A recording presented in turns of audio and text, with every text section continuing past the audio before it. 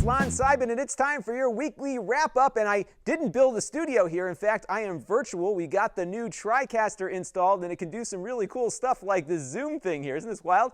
So I've been tweaking with it all week. I have some issues to work out. I'm still working on the chroma key and everything, but it is doing all of what you're seeing in real time, and I can actually control it from this little wireless keyboard, which is really cool. So I've got a couple of little glitches I'm still working on. I'm getting some frame cutoffs and some other stuff from one of my older cameras, but I'll get it figured out, and it's really already sped up my workflow. So I'm going to do a kind of a little video overview of what I've learned so far. I've been really, really happy, though, with the outcomes so far. It's really a killer product. It isn't cheap, but it's really speeding up my workflow, and that's really important. So we did some cool stuff this week on the channel. We had a bunch of stuff, including that Amazon Echo, as well as laser tag, not some new version of it, but the original, which I still think is the best. And I found a used set from a guy not too far from me, and it was just in perfect condition. So I did a review of that. You can check that out on the channel this week if you missed it. Really cool thing. It's almost 30 years old already. It's hard to believe. So we are getting ready for CES. The big trip is coming up. We're going on January 4th, and we'll be there the entire week. And we have a sponsor,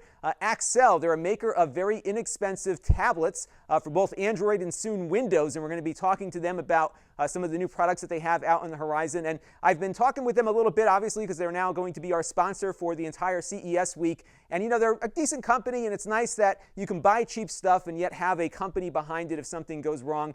And I'm really looking forward to seeing what they've got, and I really appreciate their sponsorship because it's making this trip possible. It's not cheap to go out to Vegas with crew and equipment, and they're going to be helping to make that possible. It won't impact my objectivity at all. But it is important that we do find some ways to help offset costs, and they're going to be a big part of that. So if you can, leave them a thank you in the comments below, and also link to their store on Amazon as well, so you can check them out there. They're getting their website up and running too, so you'll be able to buy directly from them or buy through Amazon, and they'll fulfill it with the Prime shipping too. So pretty cool stuff there.